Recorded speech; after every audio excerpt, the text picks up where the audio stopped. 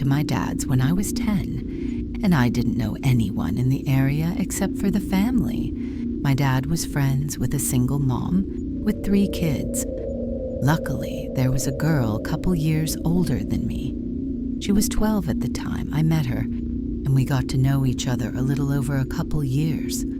We weren't close, but we ended up having the same friends. One night, my friend Rob was hanging out with her and her younger brother. They happened to be in the house, alone because of my friend's mom was at work. Her mother's been helping this one lady through her work and got to know her fairly well. She found out her sister was in a mental institution and was let out recently. The night Rob is hanging out with my friend, they get a knock on the door. My friend thought it was just their mom since she knocks a certain way when coming in, and he answered it without thinking. Rob wasn't supposed to be there, and he took off through the window to his house down the road. He never thought twice about it. It wasn't her mom. It was the sister of the lady her mom was helping, and she figured out from talking to her sister where her family lived and her mom's working schedule she came in. This is where. I don't know the details, and I'm glad I don't. My friend's younger brother got away to the neighbor's house to call the police. Delaney brutally murdered my friend a week from Christmas, decapitated her, and left her body naked in a bathtub. She even hit her head. They had to look through the presents, and I don't know where they found it, but they did. I wasn't allowed to go to her funeral. It happened to my wife's grandmother about 15 years ago while we were still dating. Her husband had just passed away about a year previously, but she'd been going down to the library and volunteering. He was exercising socialization. This was in the winter, so her walk back was while I was getting dark. The library closed at 5 Dara, and there was some extra stuff to do before everyone actually left. And on this particular night, he turned down a ride from another volunteer because she needed to stay in shape. The house is about a mile away through some lightly wooded area in South Texas, and as she's about halfway home, she notices someone behind her. He's walking the same direction and gaining on her, which in itself isn't all that particular. She's old and thus not particularly fast, but in this case, he seems vaguely sinister. They keep walking. Pretty soon, he's right behind her. Then he falls into pace, just staying behind her. Now she knows something's up, but she's almost home. She can see the top of her driveway coming up, and she leads her lights on so it'll look like someone's home. When she's walking in, she just needs to make it another 150 yards and 100 all that time. She said he was so close that she could feel his breath on her neck around maybe 50 yards. It happens. A strong hand on her shoulder. Okay, don't turn around and hand over your purse, or I'll cut you. She stops for a second, then takes one big step forward, turns and shoots the guy in the neck with the .38 she keeps in her purse. The guy spent the next 5 years in a prison hospital before he died of complications. My wife's grandmother passed last year, but up to the end, she lamented that she pulled the trigger too soon. When I was young, I'd say 8 to 11-ish. My sister, whom is 7 years older, would babysit when my parents were out at the time. She smoked a lot, and my parents made her smoke outside, of course, so I'd follow her outside, play around, annoy her, and such. One day, my sister notices a car at the end of the driveway, just sitting in the road. It's a white SUV with a bike rack on top. It has the most tinted windows I've ever seen. Who could not see inside from the side. It sat there until she went inside, then would drive to the end of the road and sit at the church parking lot and wait until she'd come out again for another smoke, and it would repeat this odd. But my sister is a brave lady and just kind of ignored it, until the next day while my parents were out again, and it showed up again. It would sit at the end of the driveway and just watch. I don't know what the driver was doing, but he was watching my sister. I know, because if I didn't go out, I'd watch from the front window, and it would just sit there and watch my sister. She told my father, who was a sheriff's deputy at the time, and he called the cops and made a complaint. They showed up, looked around, but the SUV was nowhere to be seen. Months went by.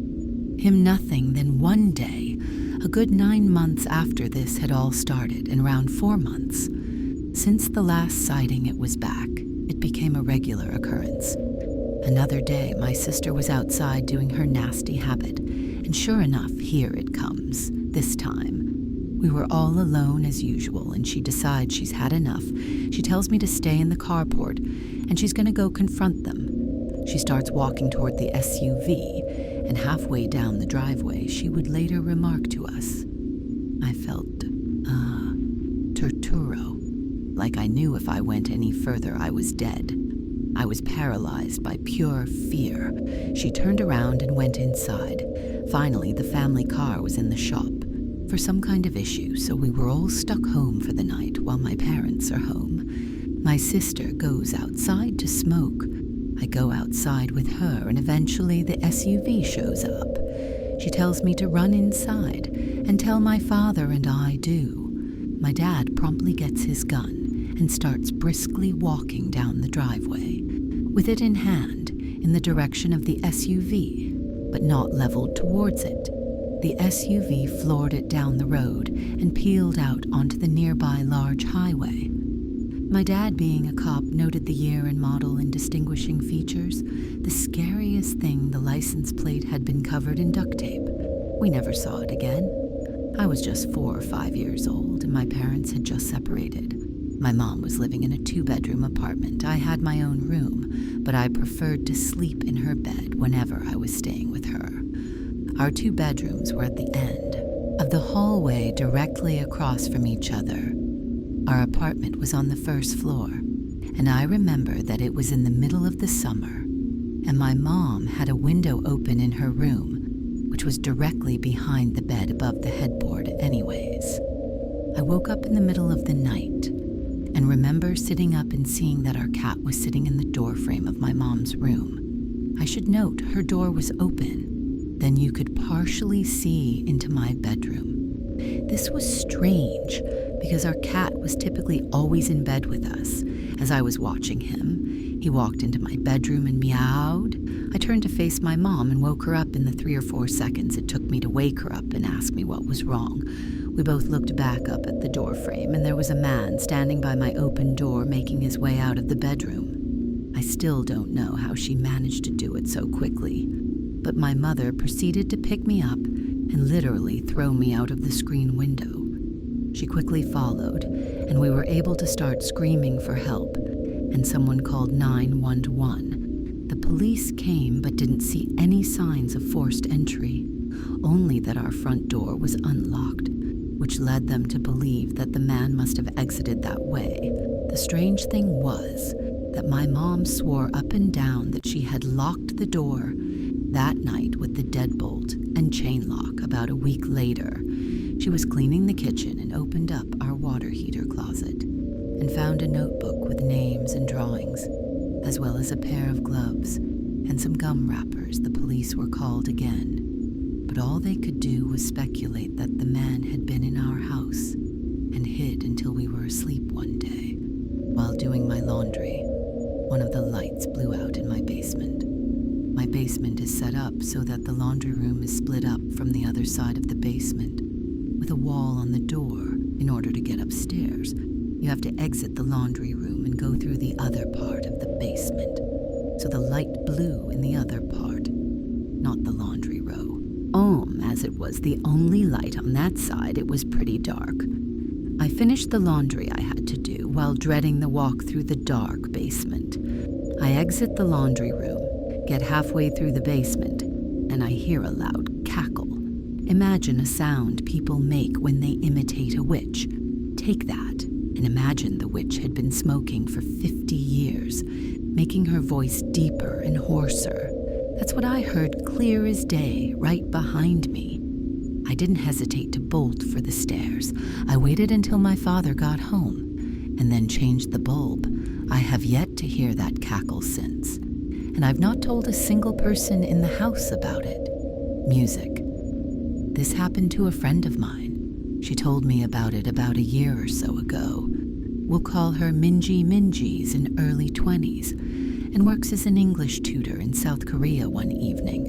A few years ago, she was tutoring a high school boy. They were up studying pretty late, and the buses stopped running. Being a long way from his house, the boy asked if he could crash on her floor overnight and get the first bus in the morning. Minji was very reluctant because inviting a teenage male student to stay the night didn't sound like a great idea, but he was begging her, and eventually she relented. They went back into her one-room apartment, and she got into the bed wall. He laid a blanket out on the floor, and they both fell asleep.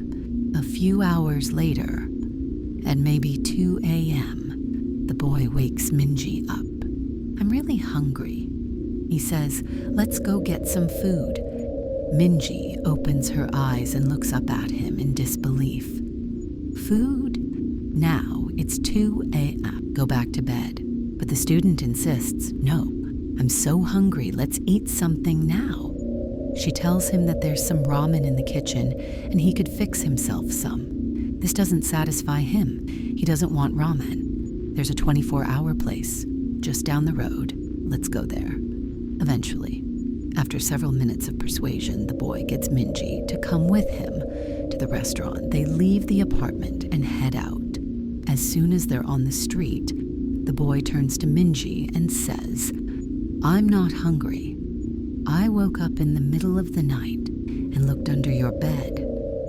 There's a man sleeping there." They called the police and discovered that a homeless man had been living in Minji's apartment, sleeping under the bed for 2 months. The boy only saw him because he was lying on the floor, so he had a clear view under the bed. I was driving a shortcut from 29 Palms, California to Albuquerque, New Mexico. 29 Palms is located in the desolate high desert east of La. The shortcut was all 2-lane road through total nothingness, except for a passing through. Amboy is a nearly abandoned town nearly as far below sea level as Death Valley. So I was driving by myself in the afternoon and proceeded to drive up into the mountain range between Amboy and AI-40. Once I reached the top, I'm driving north through a canyon with high grass on both sides of the road up ahead. I see some stuff in the middle of the road as I approached. I slowed down to see a red Pontiac Fiero stopped sideways across both lanes, a suitcase open with clothes scattered everywhere, and 2 bodies laying face down in the road. A man and a woman. I stopped 100 feet or so away, and the hair on the back of my neck is standing up. Being a Marine, I reached under the seat and pulled out a 9mm pistol and chamber around. Something seemed very wrong. It looked too perfect, as if it were staged in the ambush. Something was just wrong. As I scanned the road, I saw a line. I could drive past the guy in the road on his left, swerved to the Oloiniri, GHT of the woman behind the Fiero, and I'd be on the other side.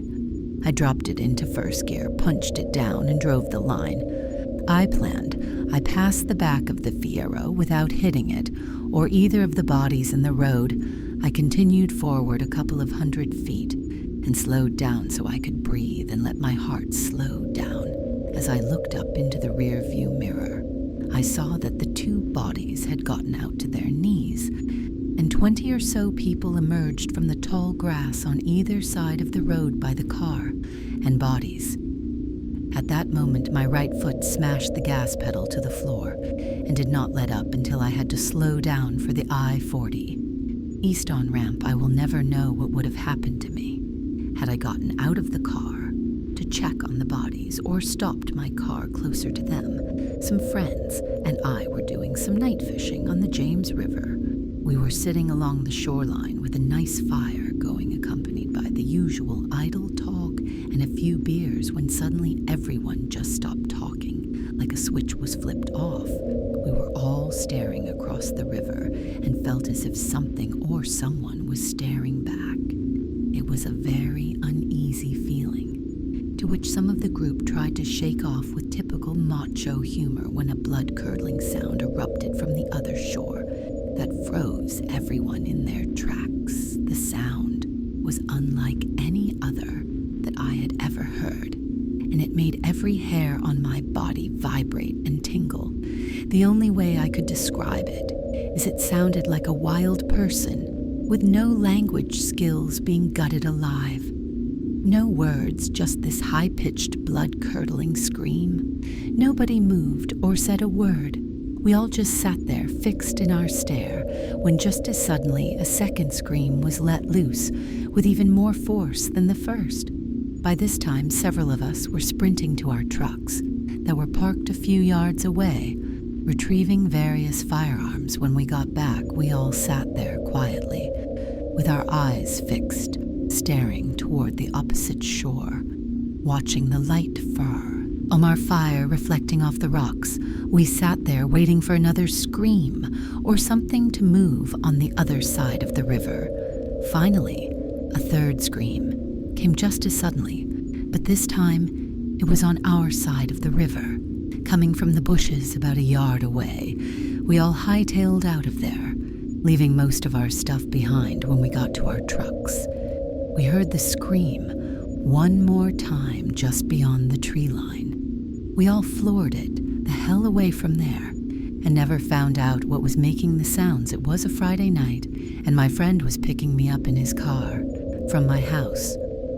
I was in a hurry, since we are running late for the hockey game in the city. The whole car ride there, we were having such a good time that I hadn't even noticed that I didn't have my phone. I searched the car seat, the floor, but it wasn't in the car.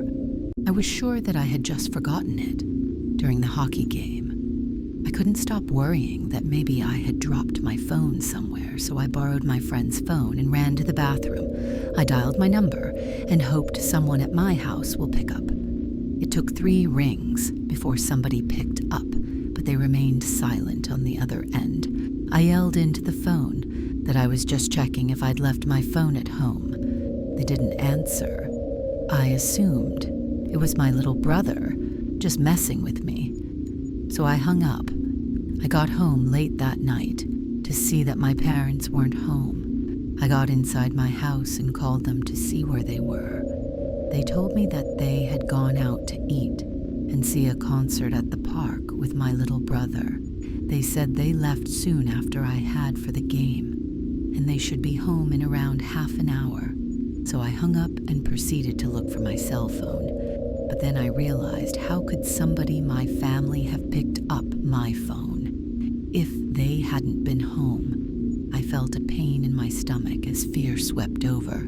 It was at that moment that I heard the back door to my house open and closed. I immediately jolted out the front door to the neighbors and called police. Apparently the back door was left open and somebody had simply walked into her house. Nothing was stolen, but the scariest thing is the thought that we could have fallen asleep with a stranger in the house. A while back, there was a family that moved in next door to my family. They had a son who was just twisted. He was obsessive over slasher movies and always wanted me to talk about. That happened during my time serving in Vietnam, that no normal person would want to hear. He also loved tormenting stray animals. This guy was a whack job. He was 19 at the time, and my daughter was 7, but he always wanted to talk to her. He'd strike up conversation with her. When she walked home from school, he would talk over the fence at her when she was playing in the back. But what really set me off was when he called her house, looking to speak to her. That was it. I went over and flipped at him, and his parents told him to stay the hell away from her, and I'd better not ever see him again. That's when things got weird. My daughter was always a little imaginative and paranoid. She would think there were monsters under her bed and whatnot. So when she told me there was something living in her closet, and she was too scared to get up and tell us at night, but it wasn't there in the daytime, we blew it off as no big deal. A few weeks went by, and one night my wife and daughter were staying at my mother's for a girls' night. so I turned the key on the HBO box and watched me some movies, eventually falling asleep downstairs at around 2 a.m. I get a call from my neighbor with the creepy son telling me something along the lines of "We saw that you were up." So he called "Our son is missing." I went by his room to use the bathroom, and his door was open, which is unusual, and there was no sign of him. "We need help looking for him." The phone call woke me up, though I wasn't up, so I asked why they thought I was. "Oh, he saw you walking around upstairs and the light is on." My blood ran cold. His ice. I'd been passed out on the couch, and I know no one turned any lights on. I hung up on them, ran outside to my truck to grab my shotgun, but noticed the sheriff pulling up to my neighbor's house. By this point, I booked it over and told them there was someone in my house, and now I could see the lights, and my daughter's room were on, and there's a silhouette pacing back and forth when the deputies went in. They found the neighbor bored. They're waiting in my daughter's room with a nice little setup in her closet. He said he likes to watch her sleep in the moonlight.